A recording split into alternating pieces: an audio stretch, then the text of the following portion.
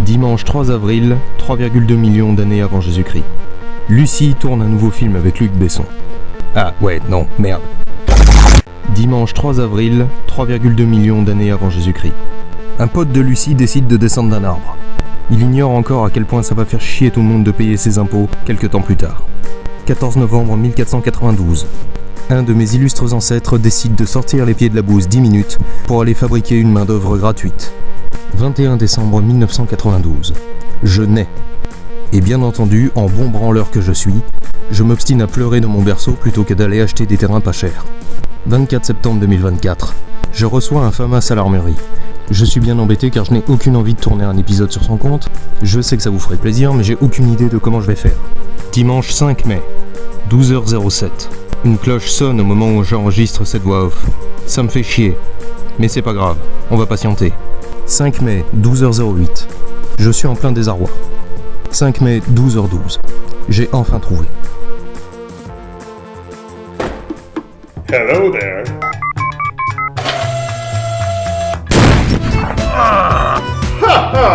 King! Oh, darling!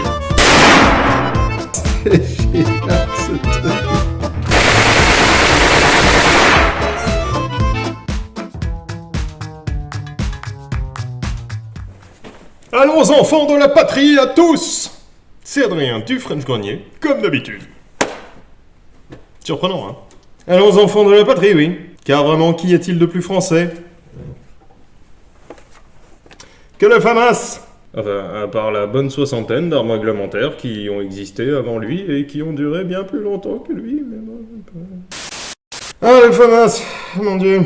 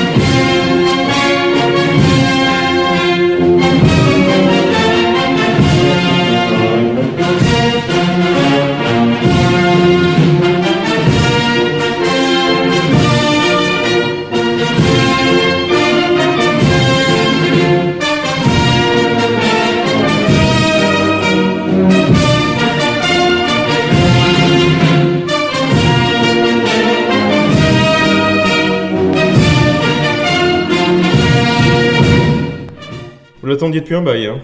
Ouais. Bah pas moi. Voilà. Alors je préviens tout de suite que déjà le patch est à moi, mais que je vais enlever enlever ce magnifique uniforme qui pue la mort et qui n'est pas à moi, que je ne m'estime pas légitime pour le porter, car je n'ai jamais porté l'uniforme, et sauf colossal problème, je le porterai jamais. Commençons, disais-je en beauté, en rendant hommage aux couleurs nationales. Oh, putain. J'aurais été très mauvais animateur de colo.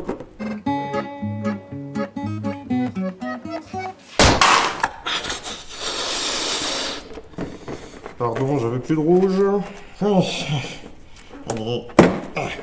Voilà. En les flinguant, donc. Ah! Ah! La douille était chaudasse. Ah! Bon, bah...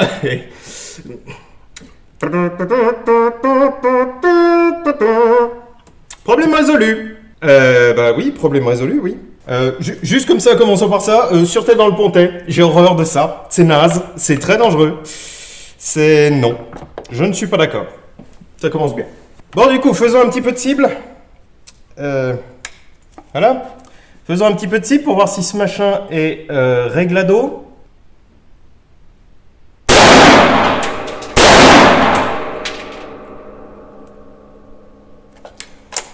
Alors, je suis pas expert, mais je pense que non. Je suis bas. Alors, le FAMAS, ou FAMAS. Voilà, parce que ça veut dire fusil d'assaut de la manufacture d'armes de Saint-Étienne. Donc, FA, fusil d'assaut, MAS, manufacture d'armes de Saint-Étienne. Ai-je vraiment besoin de le présenter? Toutes nos forces en sont équipées depuis 1978. Et il a été en production jusqu'à 1992. Assez curieusement, il s'est arrêté de vivre quand moi j'ai commencé. Coïncidence? Je ne pense pas. C'est notre clairon. À partir de 1967, les états-majors considèrent qu'il est grand temps de remplacer le duo MAT 49 FM 24-29, c'est-à-dire en 2 calibres différents, 2 plateformes différentes, deux types de formations différentes, enfin bon bref, par une seule plateforme qui permettrait de faire les deux à la fois. Juste avant lui se trouvait une toute petite série de SIG 540 fait par la Manurin sous licence SIG donc. Et à partir du Liban en 78, on considère que il est grand temps vraiment de pouvoir jouer à armes égales avec le reste du monde, et notamment avec le patron de l'OTAN, les États-Unis et son fameux M16. De là, une commission est formée pour créer le premier FAMAS, le premier proto du FAMAS, sous la direction du général Paul Tellier. 4 ans plus tard, le premier proto est prêt, et presque 10 ans plus tard, c'est enfin le premier FAMAS dans sa version presque définitive qui est présenté par le général Davout.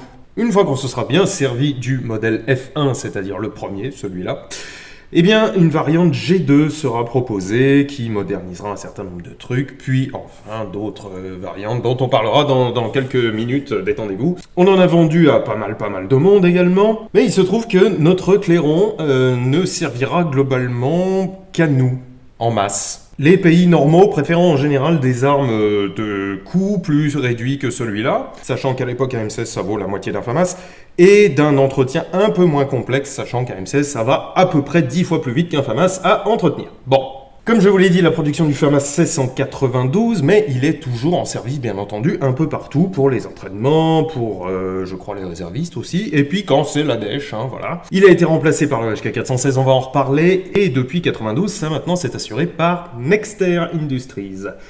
Vous connaissez Nexter Industries? Si, vous connaissez? C'est la manufacture d'armes de Tulle. Enfin, c'était il y a très longtemps, avant que nous ne baissions nos frocs. Nexter, pour moi, c'est la définition même du baissage de froc à la française.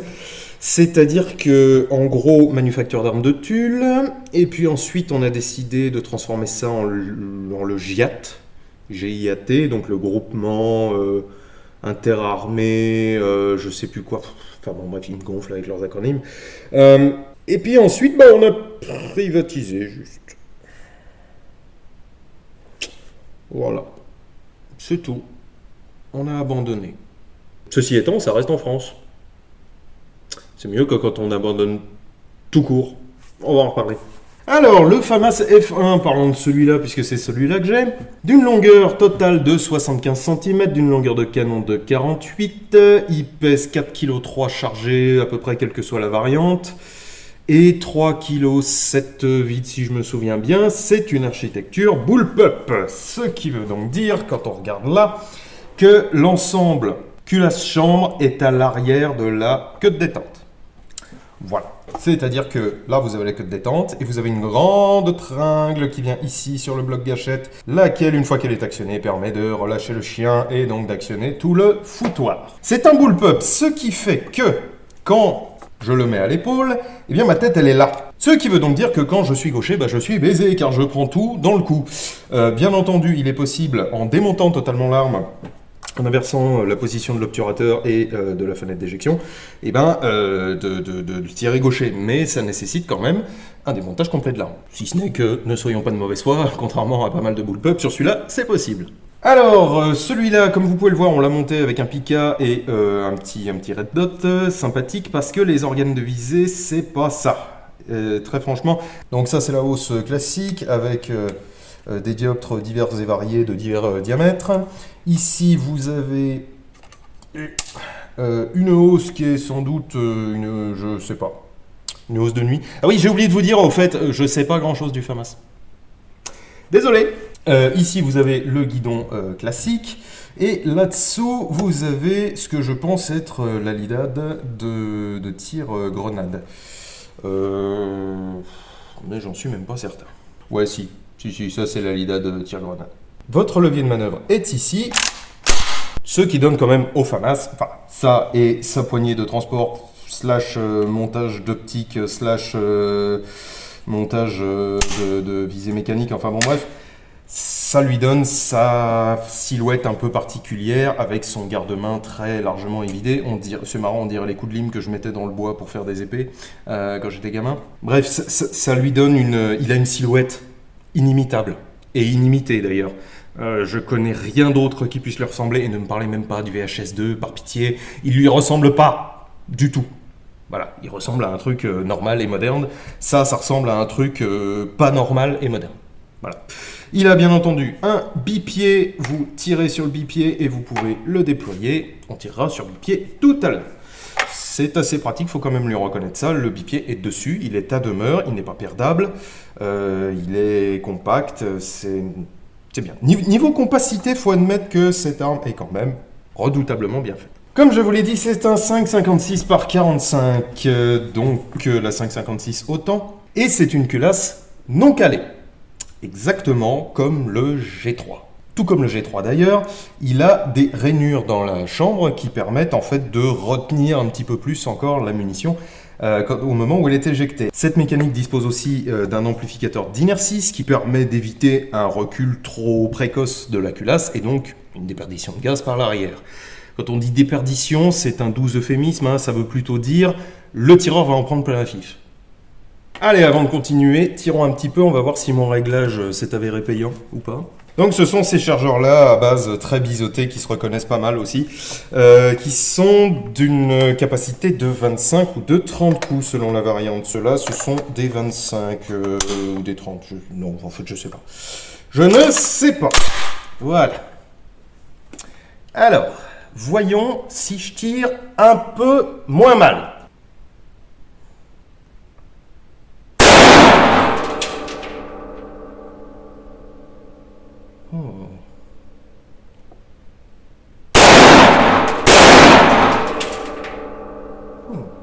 C'est bizarre que ça me les... C'est bizarre que ça me les... C'est assez bizarre que ça me les éjecte pas en pleine courge. Parce que ça devrait taper, ricocher et me le renvoyer dans la bouche. Je pense que je suis encore très bas. Allez, essayons.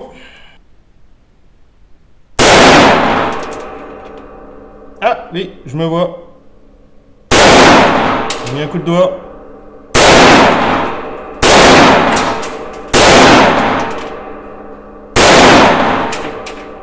Oui, je suis encore bas. Et à droite. Ah bah il m'en reste plus. Ou il m'en reste peut-être pas. Il m'en restait qu'une. Clic. Clic. Formidable. Je vais voir. Bougez pas. Ouais, c'est bon, ça va un peu mieux. Alors à noter juste comme ça que je tire de la 55 grains, qui est théoriquement ce qui lui convient le mieux, d'après ce que j'ai compris.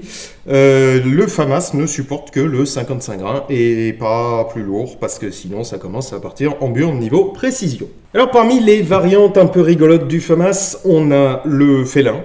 Voilà, c'est leur système. Alors, sincèrement, encore une fois, je ne suis pas passionné de vie militaire moderne et je ne suis pas très connaisseur de la chose, mais c'est leur nouveau système un peu bizarroïde là, avec des trucs high-tech, machin truc qui visiblement marchent pas bien.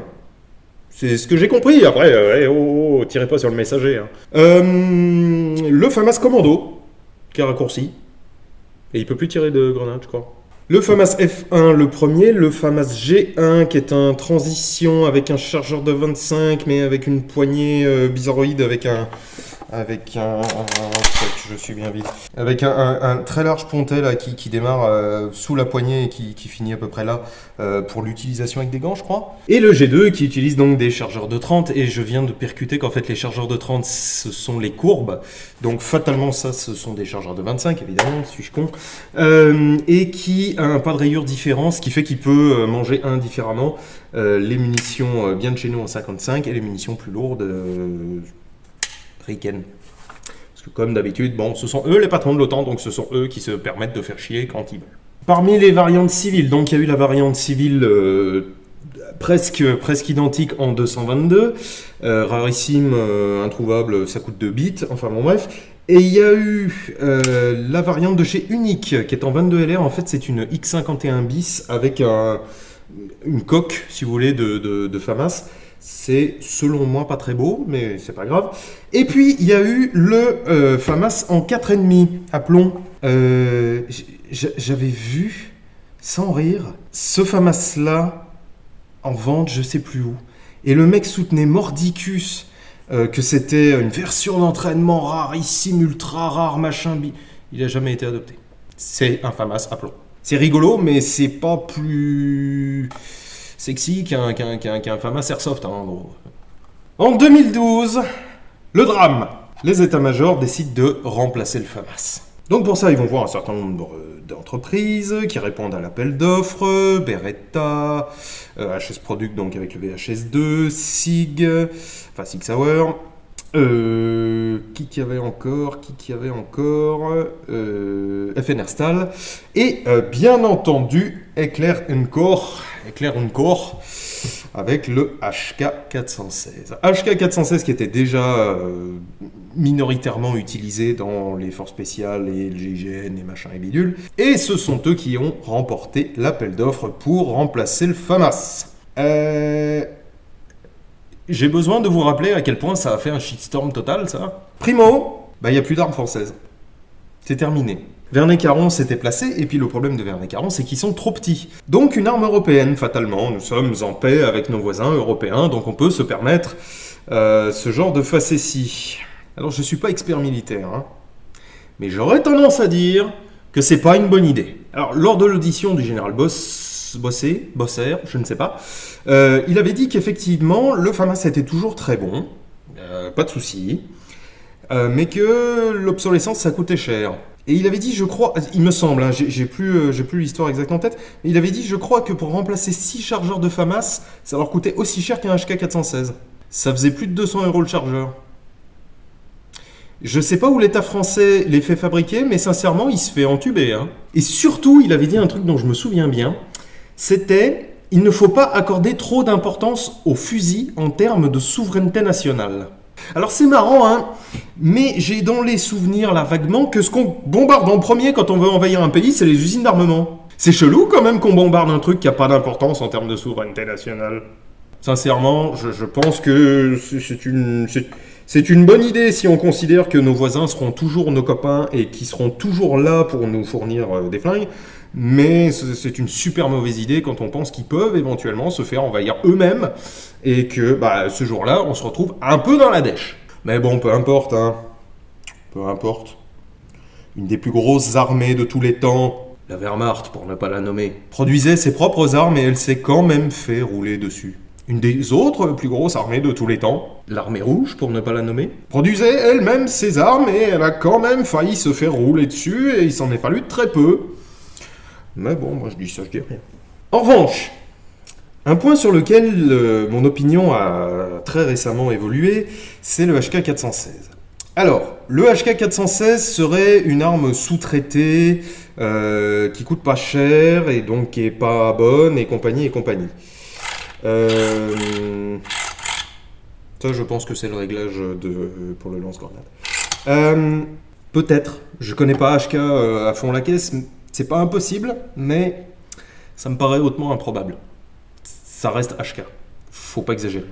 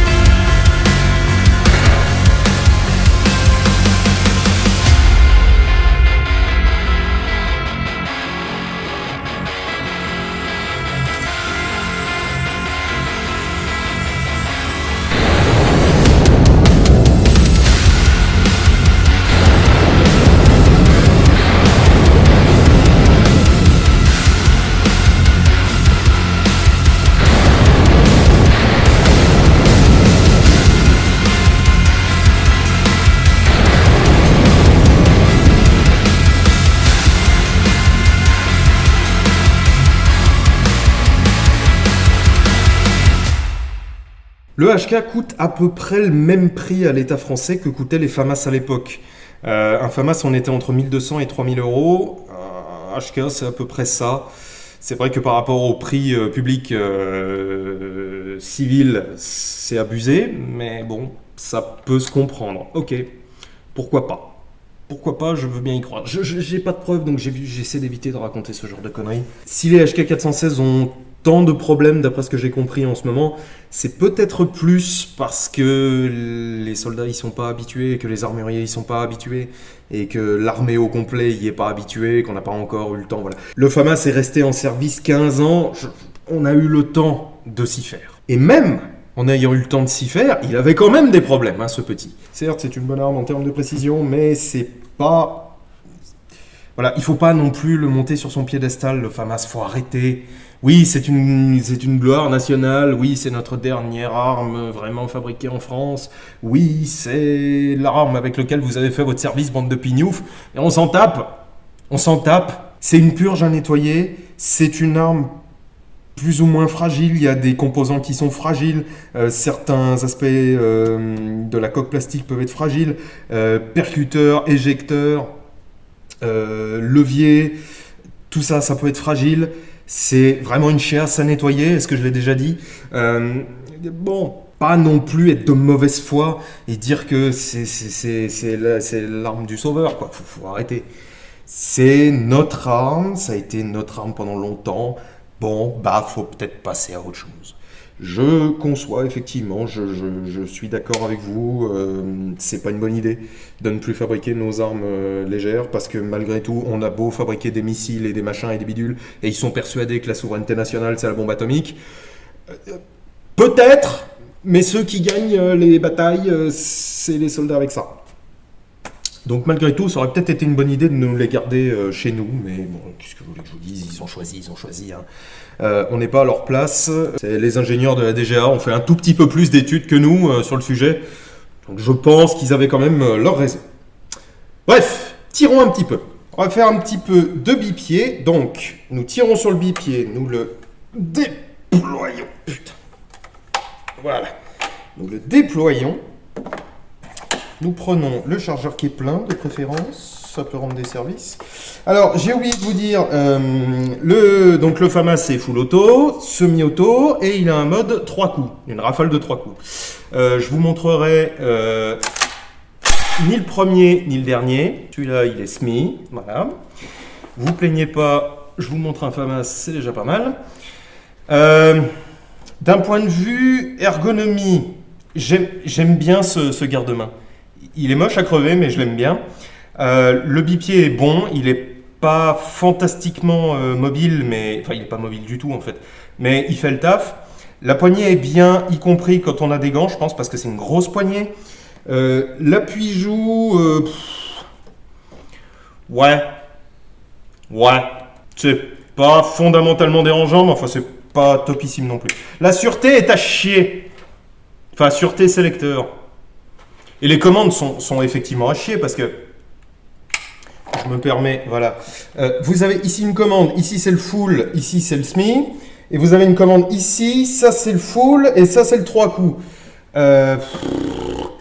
Plus de commandes encore plus incompréhensibles éventuellement, c'est possible ?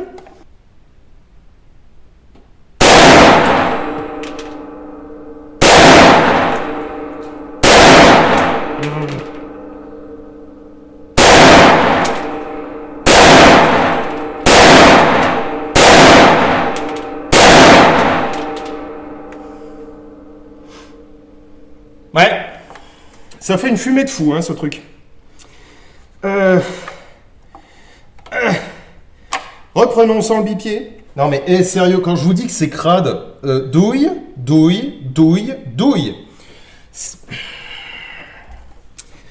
Bref, c'est un flingue crado. Tu es un petit cochon, cher ami.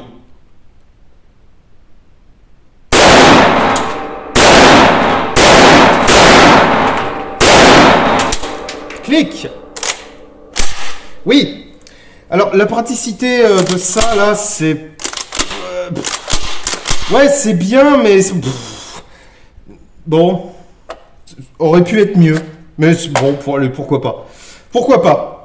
Alors, un autre problème qui m'a été rapporté par les gens qui l'ont utilisé, c'est que assez souvent, effectivement, on avait des FAMAS au canon rincé, de chez Rincé. 1000 coups minutes, 1100 coups minutes pour le... Je sais plus lequel c'est le G2, je crois. Alors, 30 000 coups pour un canon, c'est à peu près normal. Vous prenez le Sterhog ou... que sais-je encore. C'est à peu près ce genre de truc en durée de vie. À condition d'évacuer les cas, par exemple, de M16 qui ont tiré 60 000 coups et qui sont encore à peu près en état. Que voulez-vous, hein, je me fie au rapport de l'intendance des Marines. Hein. Donc c'est à peu près normal. Mais 1100 coups minutes, bah faites le calcul, vous tirez 30 minutes avec, ils vous font dans les mains. On se détend, Jean-Michel, c'est pour la blague. Évidemment qu'on tire pas 30 minutes en continu avec une arme. D'autant plus full auto quand t'as des chargeurs de 25. Mais bon, malgré tout, ouais, la durée de vie du canon a eu tendance à poser problème, surtout avec des nettoyages un peu vifs, parce que c'est chiant à nettoyer, donc il faut le nettoyer un peu vivement. Autre truc qui, moi, me gonfle, mais d'une force, vous avez pas idée. Chargeur de 25. Rafale de 3. Il y a que moi que ça choque qu'ils aient fait une arme avec la possibilité de rafaler par 3, avec un chargeur qui n'était pas un multiple de 3. Bon, super, il y a eu les chargeurs de 30 après. Mais quand même, le F1, il est pas logique, ce truc.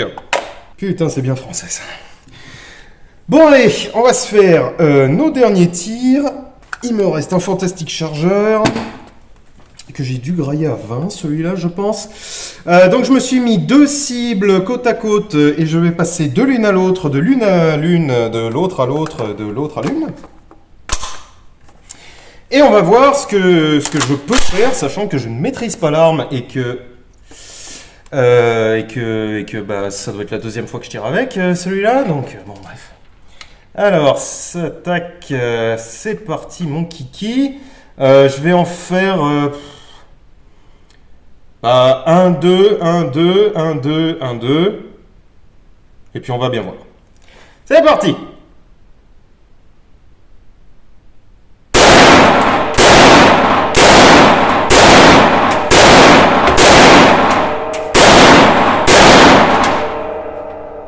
Ponk ponk. Et je ne sais pas. On voit? Ouais, bah j'en ai 3 dans l'une et 4 dans l'autre. Essayons sur bipied, tiens, pour voir si ça change quelque chose et si j'ai un peu de mobilité, enfin si j'en ai suffisamment avec le bipied pour faire ce genre d'exercice.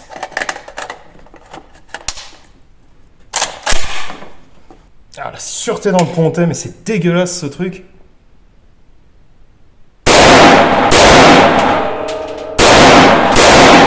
Oh! Ah putain. J'ai glissé, donc oui, j'ai assez de mobilité, ouais.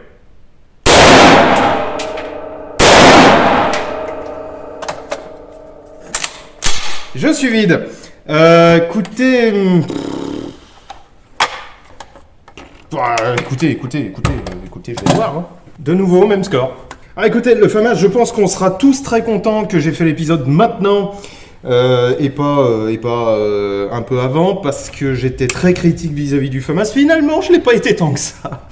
Mais c'est iconique. C'est giga ultra iconique, et même à l'étranger, quand les gens, quand je sais pas, des gens d'autres continents, d'autres pays, etc., voient nos forces armées, elles les voient avec ça, et c'est dommage dans un sens que nos armées n'aient plus d'identité propre, hormis celle totalement factice d'être l'armée qui s'est le plus rendue au monde, alors qu'on s'est rendu littéralement une fois et que ça nous fait chier depuis. L'armée française est celle qui a gagné le plus de batailles.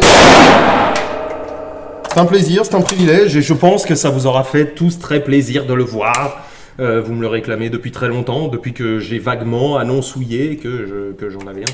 Donc bon, voilà, écoutez...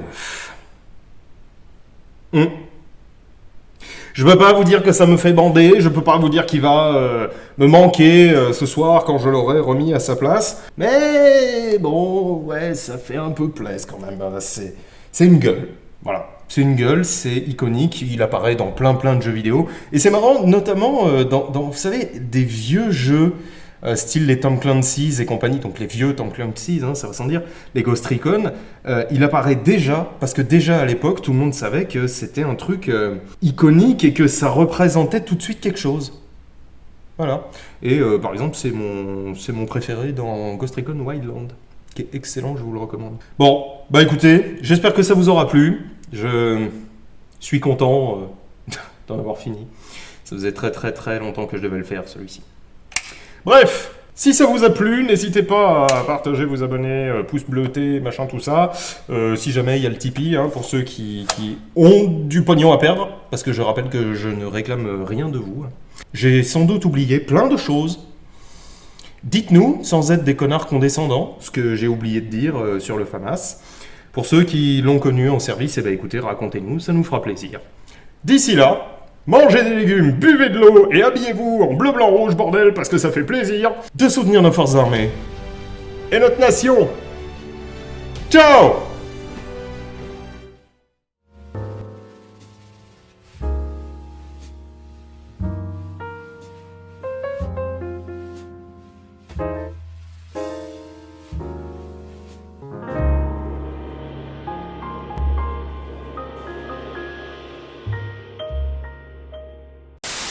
Vous le chopez au sommet d'une montagne enneigée dans une petite cahute de berger. 4 ans plus tard, le premier poteau. Le premier poteau. C'est comme vous, c'est des poteaux.